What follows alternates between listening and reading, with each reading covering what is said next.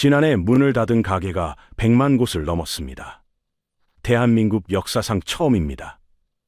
계산해보면 지금 이 순간에도 30초에 한 곳씩 셔터가 내려가고 있다는 뜻입니다. 그런데 여러분, 이걸 그저 불경기 탓이라고 생각하신다면 절반만 보신 겁니다. 경기 탓이 아닙니다. 진짜 이유는 따로 있습니다. 우리 동네에서 30년 된 단골 가게가 사라진 그 자리에는 누구도 막을 수 없는 거대한 구조의 붕괴가 깔려 있습니다. 오늘 그 무너지는 층을 한 겹씩 벗겨보겠습니다. 그리고 마지막엔 이 붕괴가 왜 당신의 노후와 지갑까지 닿는지 보여드리겠습니다. 본격적으로 들어가기 전에 이런 경제 이야기가 도움이 되신다면 구독과 좋아요 한 번씩 부탁드립니다. 자, 폐업 100만이라는 숫자부터 풀어보겠습니다. 2024년 한 해 동안 문을 닫은 사업자가 100만 8여 명입니다. 1995년 통계를 집계한 이후 처음 넘은 선입니다. 숫자가 너무 커서 잘 와닿지 않으실 겁니다. 하루로 나눠보겠습니다. 하루에 2,760명입니다. 다시 초 단위로 바꿔보겠습니다. 30초에 한 곳씩 셔터가 내려갑니다. 지금 이 영상을 보시는 20분 동안에도 어딘가에서 가게 40곳이 사라집니다. 영상이 끝나기 전에 누군가의 가게 40개가 문을 닫는다는 뜻입니다. 그런데 이걸 그냥 경기가 안 좋아서라고만 보면 안 됩니다. 폐업 사유 1위가 사업 부진, 그 비율이 50.2%입니다. 문 닫은 가게의 절반이 똑같은 이유로 무너졌습니다. 한두 군데가 운이 나빴던 게 아닙니다. 절반이 같은 벽에 부딪혔다면 그건 개인의 실패가 아니라 구조의 문제라는 신호입니다. 이게 일부 동네만의 일도 아닙니다. 올해 1분기 전국 상가 10곳 중 1곳 이상이 비어 있습니다. 공실률 13.1%입니다. 그러니까 거리를 걷다 보면 불 꺼진 가게가 그만큼 눈에 띈다는 뜻입니다. 더 충격적인 건 이겁니다. 한때 황금 1층이라 불리던 자리가 있습니다. 권리금이 가장 비싸고 절대 비지 않는다던 그 1층입니다. 그런데 그 황금 1층조차 100곳 중 약 7곳이 비었습니다. 비지 않는다던 자리가 비기 시작했습니다. 숫자가 모든 걸 말해줍니다. 한때 가장 핫했던 거리일수록 더 처참합니다. 서울 가로수길 5곳 중 2곳이 비었습니다. 공실률 43.9%입니다. 2019년엔 4.5%였습니다. 6년 만에 거의 10배입니다. 세종은 4곳 중 1곳, 25.2%입니다. 커피 전문점만 봐도 2024년에 1만 2천여 곳이 문을 닫았습니다. 하루 34곳씩 사라진 셈입니다. 여기까지면 그저 다 같이 무너지는 불경기처럼 보입니다. 그런데 여기서 이상한 장면이 하나 있습니다. 같은 서울, 그것도 코로나 때 텅 비었던 명동입니다. 명동 공실률은 지금 5.2%까지 떨어졌습니다. 거의 다 채워졌다는 뜻입니다. 한쪽은 회복하고 한쪽은 무너집니다. 같은 도시, 같은 시기, 같은 불경기입니다. 그런데 명동은 손님이 돌아오고 가로수길은 빠져나갑니다. 한쪽은 차오르고 한쪽은 비어갑니다. 만약 경기가 진짜 범인이라면 같은 서울 안에서 둘이 이렇게까지 갈릴 이유가 없습니다. 바로 여기서 첫 번째 단서가 보입니다. 빈 상가의 진짜 이유는 경기 탓이 아닙니다. 따로 있습니다. 이 차이의 첫 번째 답은 우리 손바닥 안에 있습니다. 여기서 한 가지 통념을 깨고 시작하겠습니다. 사람들이 돈을 안 써서 가게가 망한다고 생각하십니다. 아닙니다. 소비는 줄지 않았습니다. 다만 돈을 쓰는 장소가 바뀌었을 뿐입니다. 숫자가 모든 걸 말해줍니다. 2025년 4월 모바일 쇼핑 비중은 77.4%까지 올라왔습니다. 쉽게 말해 우리가 무언가를 살 때 10번 중 거의 8번은 매장이 아니라 스마트폰 화면을 연다는 뜻입니다. 손님은 그대로입니다. 계산대만 폰 속으로 옮겨갔습니다. 거리에 사람이 줄어서 가게가 빈 게 아닙니다. 사람은 거리를 지나가되 지갑은 이미 손바닥 안에서 열린 겁니다. 그렇다면 배달로 팔면 되지 않느냐고 물으실 겁니다. 바로 여기서 진짜 함정이 시작됩니다. 가상으로 한번 계산해 보겠습니다. 2만 원짜리 치킨 한 마리를 배달로 팔았습니다. 매출은 분명히 2만 원입니다. 그런데 이 한 건에서 25%에서 30%가 빠져나갑니다. 중개 수수료, 결제 수수료, 배달비, 그리고 광고비입니다. 많게는 한 건에 6천 원 가까이가 사라집니다. 배달 한 건을 팔면 사장님 대신 플랫폼이 먼저 계산대를 엽니다. 여기에 닭값, 기름값, 포장값, 가게 월세, 사람 인건비가 또 붙습니다. 다 떼고 나면 사장님 손에 남는 건 동전 몇 개입니다. 팔수록 바빠지는데 통장은 그대로입니다. 이건 한두 사람의 푸념이 아닙니다. 배달 앱을 쓰는 자영업자의 87.2%가 수수료 부담이 크다고 답했습니다. 그리고 43.6%, 그러니까 거의 절반이 주문이 늘어도 수익은 늘지 않는다고 말했습니다. 가장 잔인한 구조입니다. 더 일하고 더 팔수록 남이 가져가는 몫만 커집니다. 물론 변화의 시도는 있었습니다. 배달앱 상생협의체가 1만 원 이하 주문은 중개 수수료를 면제하고 수수료를 2.0%에서 7.8%로 차등 적용하기로 했습니다. 그러나 광고비와 결제비는 그대로 남았습니다. 가장 무거운 돌은 아직 사장님 어깨 위에 있습니다. 그런데 이건 시작에 불과합니다. 소비가 손바닥으로 옮겨가는 동안 살아남은 소비마저 한쪽으로 쏠렸습니다. 사람들은 아주 싼 곳, 아니면 아주 특별한 곳만 찾기 시작했습니다. 그 중간에 있던 평범한 가게가 가장 먼저 무너졌습니다. 증거가 있습니다. 다이소입니다. 2024년 다이소 매출은 3조 689억 원으로 10.7% 늘었습니다. 영업이익은 무려 41.8% 뛰었습니다. 모두가 어렵다는 그 불황 속에서 말입니다. 불황이 깊을수록 초저가 매장만 웃습니다. 동네의 평범한 잡화점, 평범한 분식집, 평범한 옷가게. 싸지도 특별하지도 않은 그 중간 가게들이 가장 먼저 셔터를 내립니다. 정리해 보겠습니다. 손님은 폰으로 떠났고 남은 손님을 배달로 잡아도 매출은 새어나가고 그 와중에 소비는 양극단으로 갈라졌습니다. 첫 번째 붕괴, 소비의 이동입니다. 그런데 사장님이 정말 견딜 수 없는 건 이게 아닙니다. 더 무서운 게 따로 있습니다. 장사가 이렇게 안 되는데도 임대료는 단 한 푼도 내려가지 않는다는 사실입니다. 여기서 많은 분들이 똑같은 질문을 던집니다. 가게가 이렇게 비는데 왜 임대료를 안 내릴까요? 한 거리에서 10곳 중 두세 곳이 불 꺼진 채 비어 있습니다. 그런데도 임대 현수막의 숫자는 꿈쩍도 안 합니다. 상식적으로는 이해가 안 됩니다. 값을 깎아서라도 채우는 게 이득 아닐까요? 그런데 건물주들은 그러지 않습니다. 못합니다. 여기에 소름 돋는 구조가 숨어 있습니다. 건물의 값은 어떻게 매겨질까요? 건물값은 그 건물이 벌어주는 월세로 결정됩니다. 월세의 일조한 배를 곱한 게 건물값입니다. 그러니까 월세를 깎는 순간 건물값 전체가 통째로 깎입니다. 숫자로 보면 분명해집니다. 월세를 한 달에 100만 원만 내려준다고 해봅시다. 그러면 건물의 자산 가치는 약 4억 원이 사라집니다. 단돈 100만 원을 양보했을 뿐인데 건물값에서 4억이 증발하는 겁니다. 이게 함정입니다.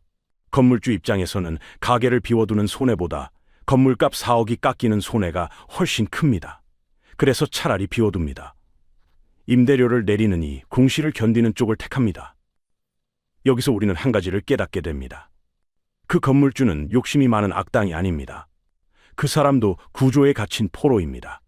문제는 압박이 건물주에게도 똑같이 닥쳤다는 점입니다. 기준금리를 보십시오. 2021년 8월 0.5%였던 금리는 2023년 1월 3.5%까지 올랐습니다. 1년 반 만에 7배입니다. 2025년 들어 2.5%대로 다시 내려왔지만 한번 무거워진 이자는 쉽게 가벼워지지 않습니다. 건물주도 대출로 건물을 샀습니다. 자영업자도 대출로 가게를 차렸습니다.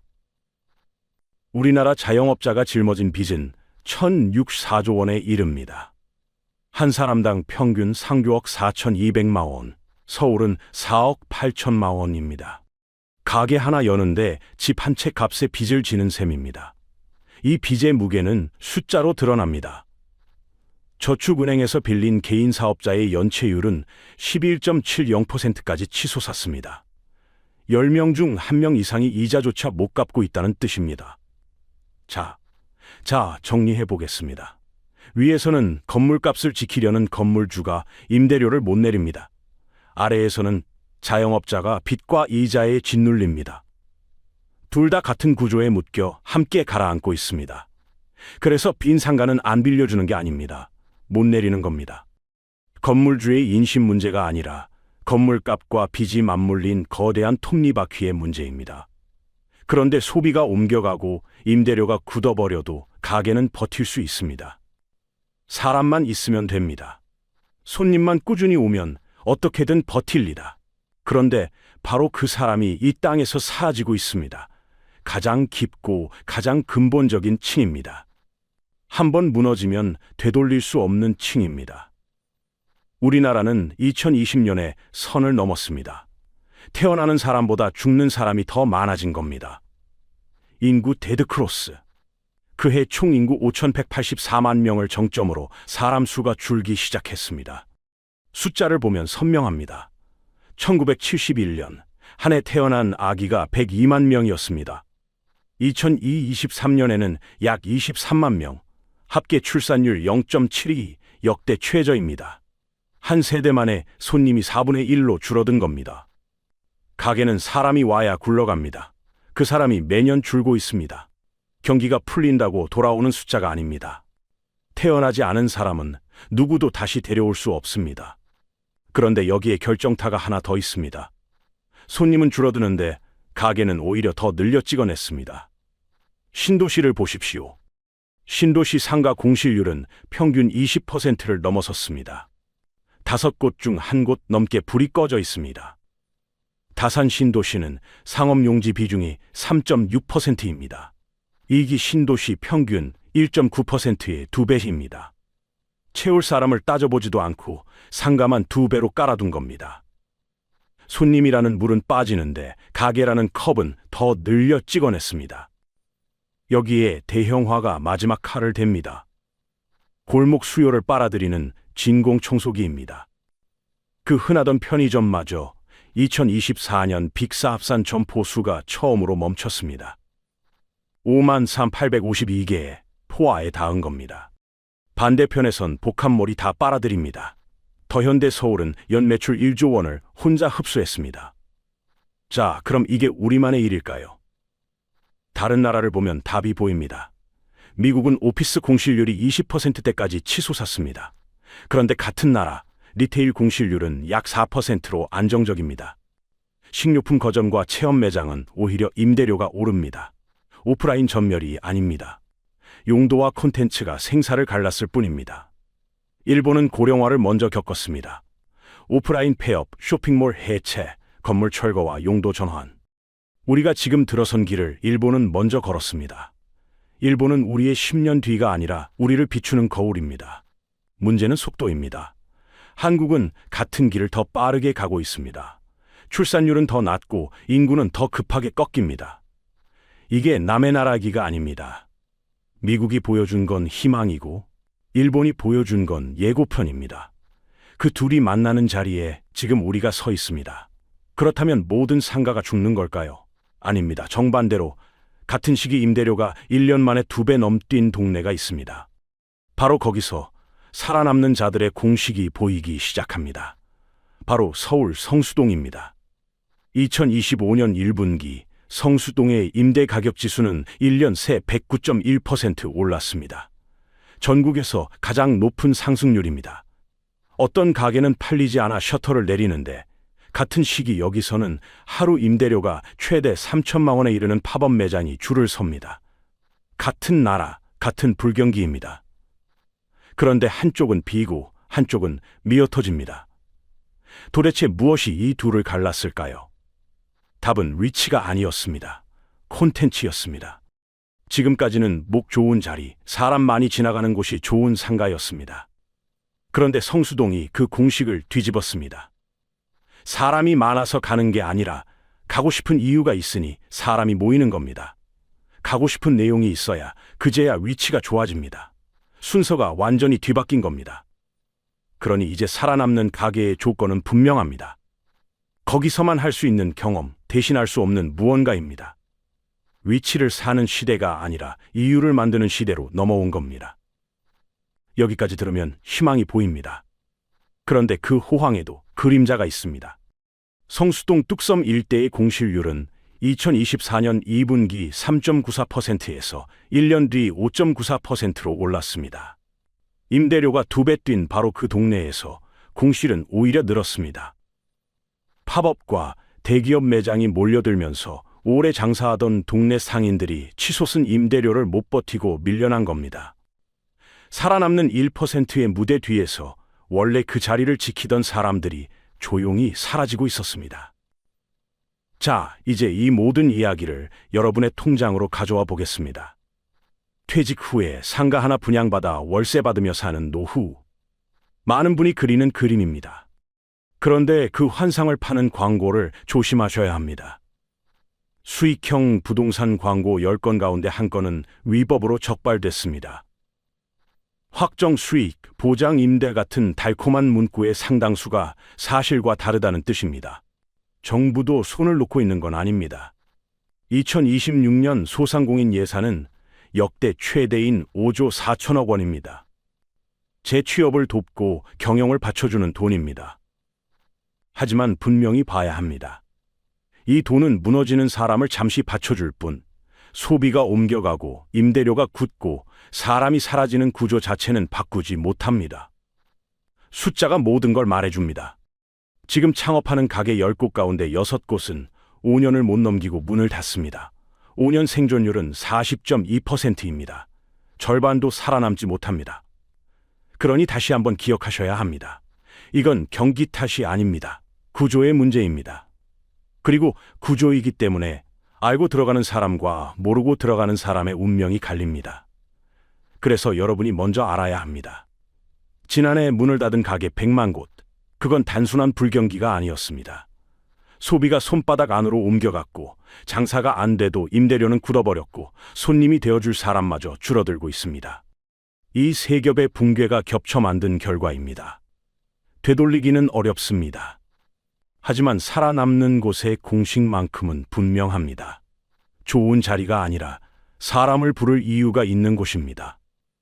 그러니 막연한 분양 환상에 퇴직금을 걸기 전에 이 구조를 먼저 보셔야 합니다. 빈 상가는 남의 동네 이야기가 아니라 내 노후 통장의 예고편일 수 있습니다.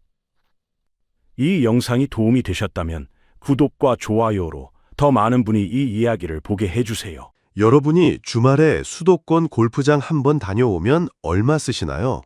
그린피, 캐디피, 카트비, 식음료, 주유비까지 합치면 1인당 최소 30만 원입니다. 많게는 50만 원 가까이 나옵니다. 그런데 이렇게 비싼 돈을 받는 골프장이 줄줄이 무너지고 있습니다. 전국 회원제 골프장의 약 45%가 자본 잠식 상태입니다. 쉽게 말해서 벌어서 빚도 못 갚는 상태라는 뜻이에요. 더 놀라운 숫자가 있습니다.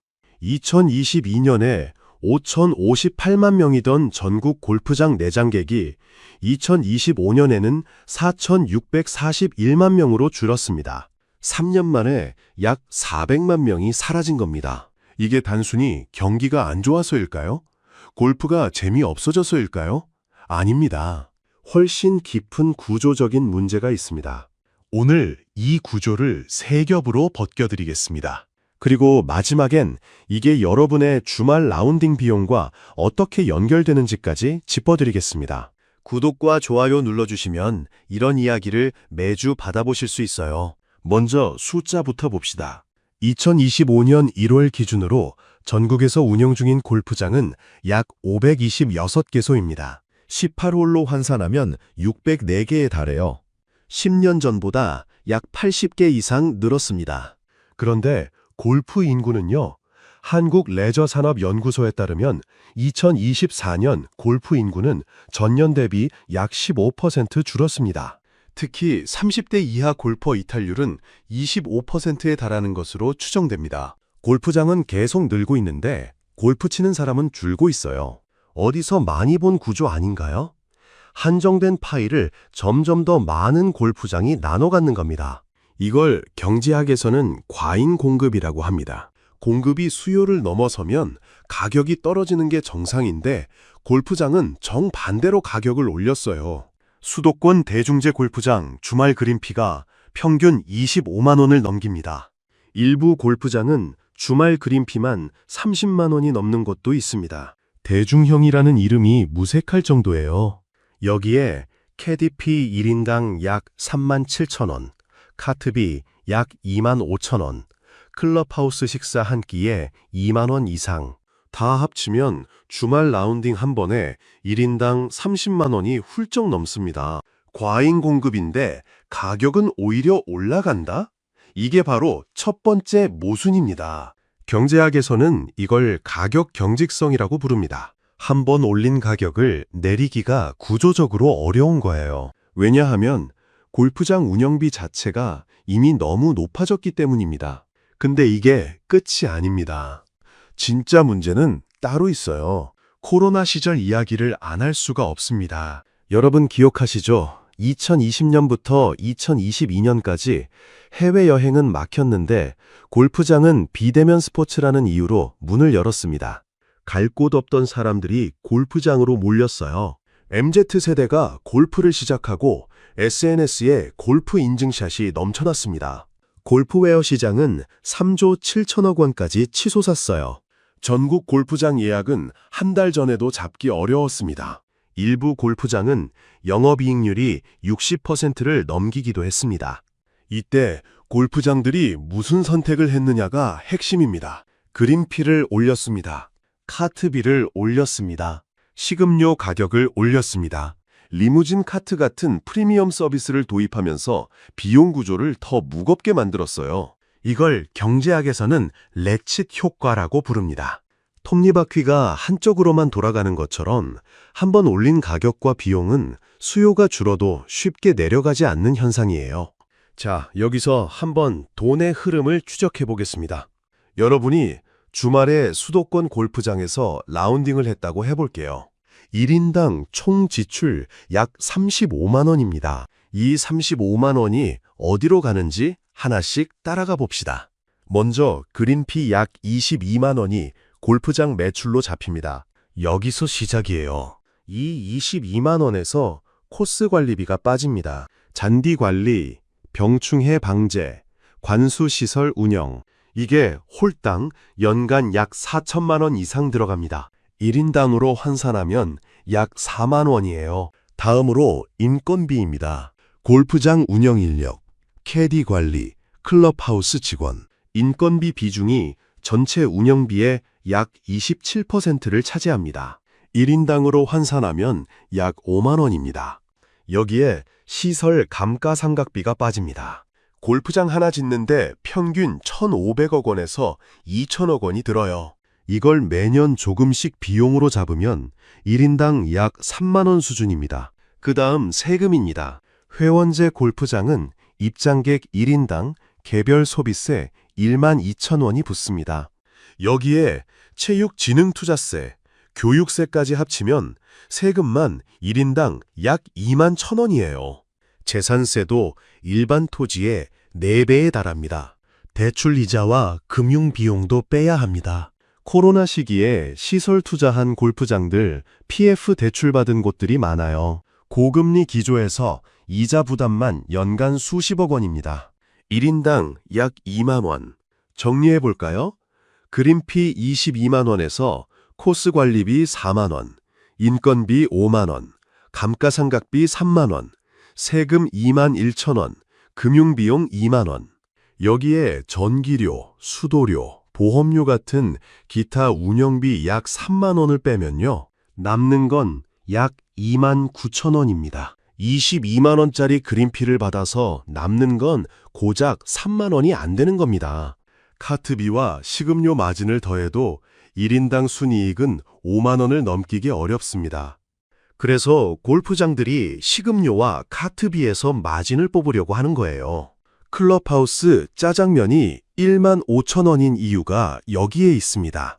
이걸 경제학에서는 포로 시장이라고 부릅니다. 한번 골프장 안에 들어가면 다른 선택지가 없어서 울며 겨자 먹기로 비싼 값을 치를 수밖에 없는 구조를 말하는 거죠. 여기서 잠깐, 여러분 주변에서 이런 분들 보신 적 없으세요? 코로나 때 동료들 따라 골프 시작했다가 라운딩 한 번에 30만 원 넘게 깨지고 결국 채 창고에 넣어둔 30대 직장인. 일주일에 한 번 라운딩이 삶의 낙이었는데 그린피가 너무 올라서 파크 골프장으로 옮겨간 60대 은퇴자. 둘 다 같은 이야기를 합니다. 너무 비싸서 못 치겠다. 이게 지금 골프장 앞에 놓인 현실이에요. 특히 젊은 층의 이탈이 심각합니다.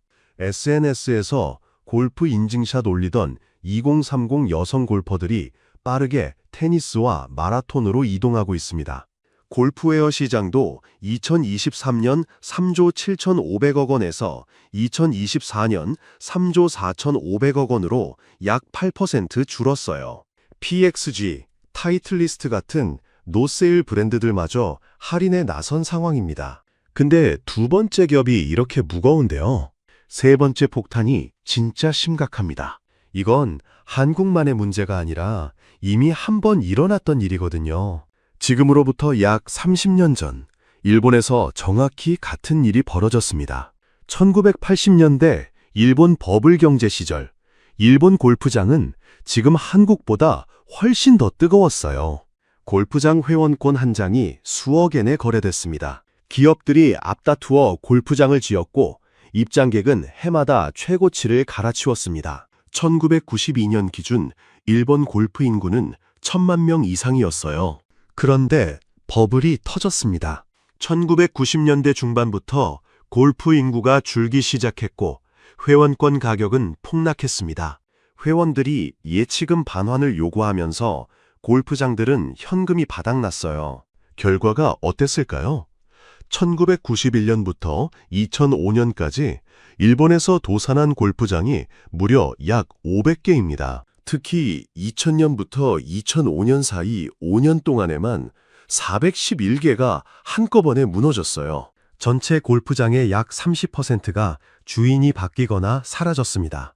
미국 골드만삭스 같은 외국 자본이 파산한 일본 골프장을 헐값에 사들였습니다. 원인은 세 가지였습니다. 공급 과잉, 회원권 가격 버블, 장기 경기 침체, 여기에 고령화까지 겹쳤어요. 지금 한국 골프장이 겪고 있는 상황과 구조가 놀라울 만큼 비슷합니다.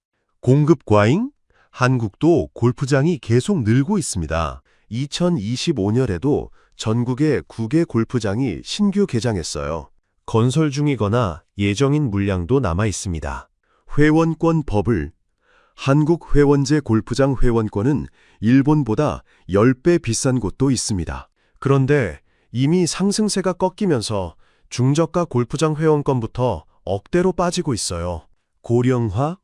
한국의 고령화 속도는 일본보다 빠릅니다. 한마디로 일본이 15년에 걸쳐 겪은 일을 한국은 더 빠르게 겪을 수 있다는 뜻입니다. 이걸 경제학에서는 후발주자의 압축 붕괴라고 표현합니다. 일본의 실패 경로를 이미 알고 있음에도 같은 길을 걷고 있다는 게 핵심이에요. 그러면 다른 나라는 어떻게 하고 있을까요?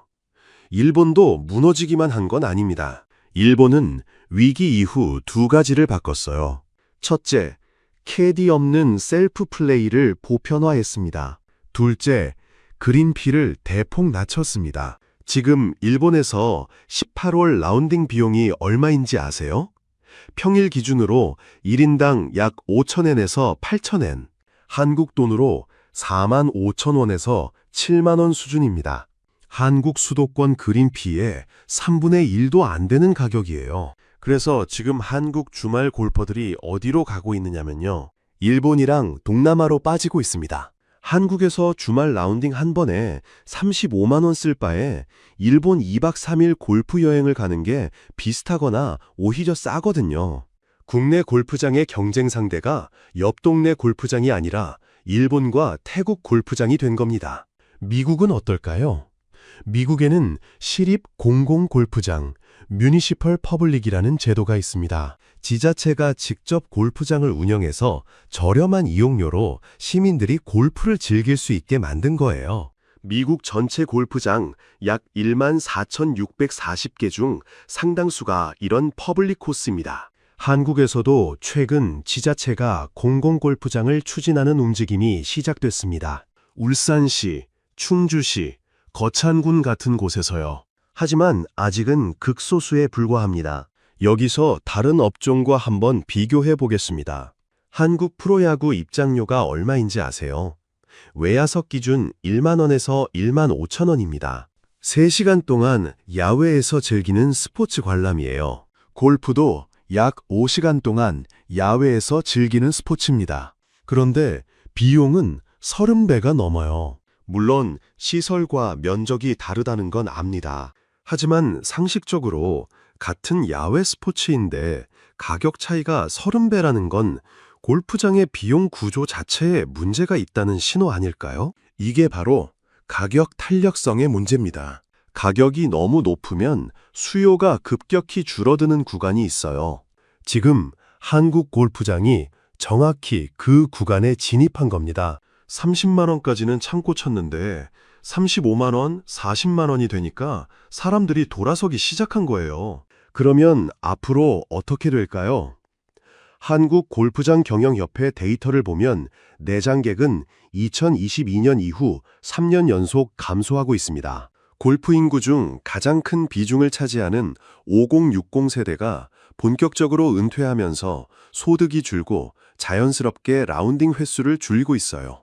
인구 구조 변화만으로 추정해도 2030년 국내 골프 인구는 2025년 대비 약 1.3% 감소할 것으로 예측됩니다. 여기에 MZ세대의 이탈까지 합치면 실질적인 감소폭은 훨씬 클 수 있어요. 동시에 골프장은 계속 늘고 있고요. 수요는 줄고 공급은 늘고 이 상태가 계속되면 일본형 연쇄도산이 현실이 됩니다. 이미 신호는 나오고 있습니다. 전국 회원제 골프장의 약 45%가 자본 잠식 상태이고 그중 80%가 회원제 골프장입니다. 지방 골프장은 평일 티타임을 채우기 어려울 정도로 상황이 악화됐어요. 할인과 2인 플레이 같은 파격 조건을 내걸어도 돌아서는 수요를 막기 어렵다는 게 현장의 목소리입니다. 골프장 M&A 시장도 들썩이고 있습니다. 골프존 카운티가 21개 골프장을 묶어 약 2조 원 규모로 매각을 추진하고 있고요. 메가스터디, 강동그룹 같은 골프와 무관했던 기업들이 골프장을 사들이고 있어요. 왜냐하면 지금 가격이 충분히 떨어져서 싸게 살 수 있는 타이밍이라고 보는 거예요. 30년 전 일본에서 골드만삭스가 했던 것과 똑같은 패턴입니다. 해결책이 없는 건 아닙니다. 첫째, 비용 구조의 혁신입니다. 일본처럼 셀프 플레이를 확대하고 캐디 의무를 폐지하면 1인당 3만 원 이상 줄일 수 있습니다. 리무진 카트 같은 과잉 투자를 줄이고 코스 관리의 효율화를 추진해야 합니다. 둘째, 세금 구조의 개선입니다. 회원제 골프장에 부과되는 개별 소비세 1만 2천 원은 골프를 사치 스포츠로 분류하던 시절의 유산입니다.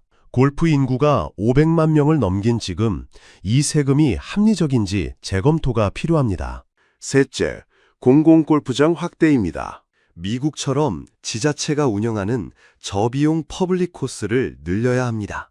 최근 울산, 거창 등에서 시작된 공공골프장 움직임이 전국으로 확산돼야 골프가 진짜 대중 스포츠가 될 수 있어요. 여러분이 기억하셔야 할 건 이겁니다. 코로나 때의 호황은 정상이 아니었습니다. 비정상적인 수요를 정상적인 가격 기준으로 삼아버린 게 지금 골프장 위기의 본질이에요. 파이가 줄고 있는데 파이 한 조각의 가격은 계속 올렸으니까요. 결국 손님이 떠나는 건 당연한 결과입니다. 일본은 이 교훈을 얻는데 15년이 걸렸습니다.